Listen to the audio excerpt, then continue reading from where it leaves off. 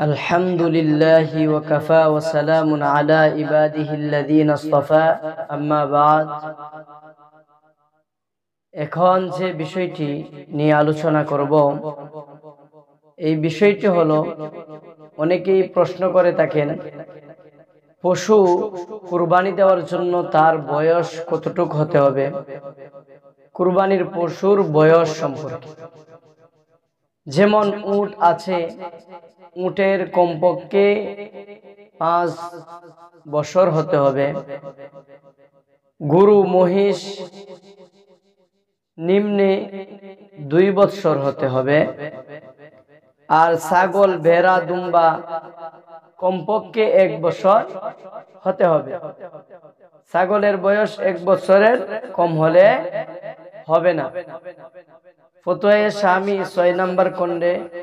321 নম্বর পৃষ্ঠায় খাজি খানের 3 নম্বর খণ্ডে 348 নম্বর পৃষ্ঠায়